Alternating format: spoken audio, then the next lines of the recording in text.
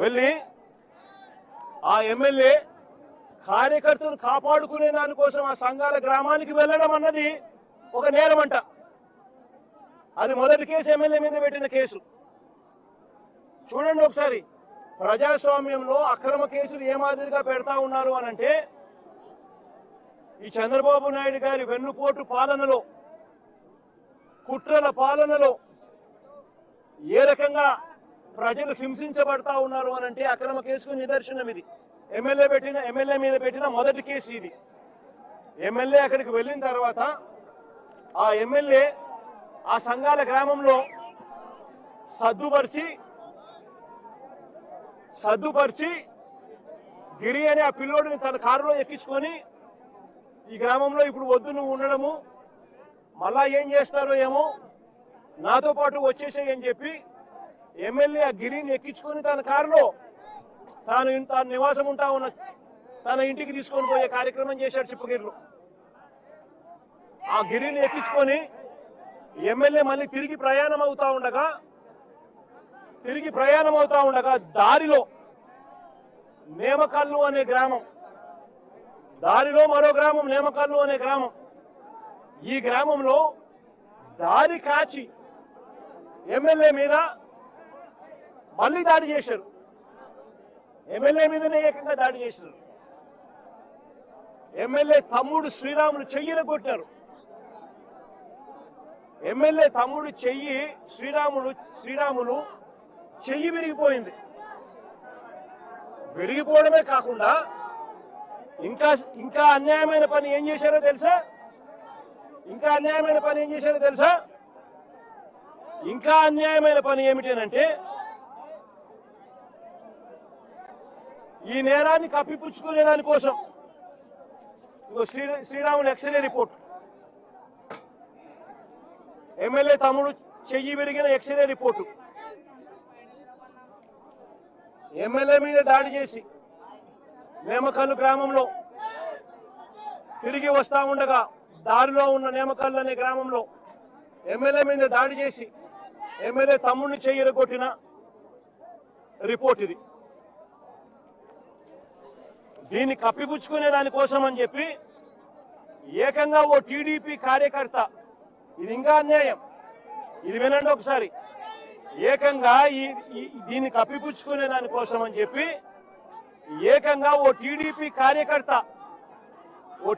కార్యకర్త నేమకల్లులో ఉన్న టీడీపీ కార్యకర్త తన భార్య దుస్తులను తానే చింపేసి, తన భార్య బట్టలను తానే చింపేసి, భర్తగా ఉండి తానే తన భార్య బట్టలను చింపేసి ఎమ్మెల్యే అతని మనుషులు చింపారంటూ ఎమ్మెల్యే మీద ఎస్సీ ఎస్టీ కేసు, మరో కేసు, రెండో కేసు, ఎమ్మెల్యే మీద ఎస్సీ ఎస్టీ కేసు రెండో కేసు పెట్టారు.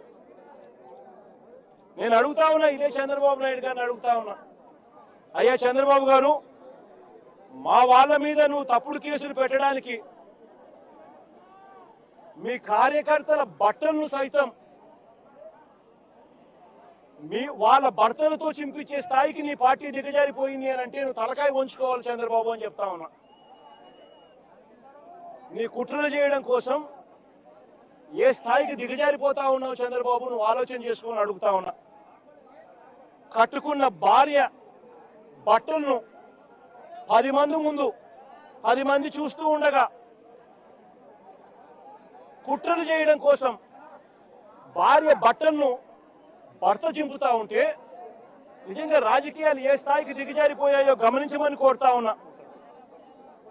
బయటకు వచ్చిన మళ్ళీ ఆ ఆడబిడ్డను కూడా వాడుకొని తప్పుడు మాటలు కూడా చెప్పిస్తారు ఆ భార్యతో. ఆ ఆడబిడ్డను కూడా వాడుకొని తప్పుడు మాటలు కూడా చెప్పిస్తారు ఆ భార్యతో. నేను అడుగుతా ఉన్నా, బయటకు వచ్చిన ఆ వీడియో చూసిన తర్వాత, ఆ వీడియో భర్త భార్య బట్టలను చింపుతా ఉన్నాడు అందరి ముందు. ఆ వీడియో బయటకు వచ్చింది, వైరల్ అయింది, సోషల్ మీడియాలో వైరల్ అయింది. నిజంగా రాష్ట్రం మొత్తం నివ్వెరపోయింది అది చూసి.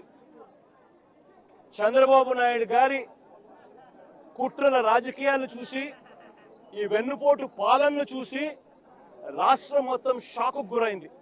మీరు కూడా ఒకసారి చూడండి ఆ వీడియోను.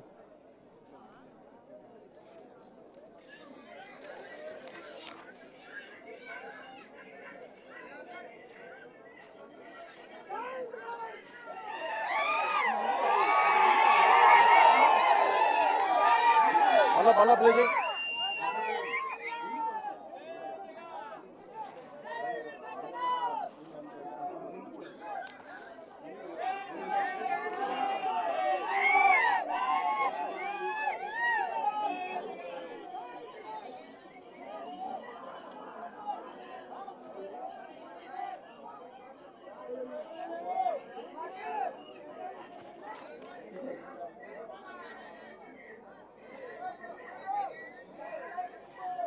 మళ్ళా చూస్తారా? మళ్ళా పెడదాం. మళ్ళా పెట్టు.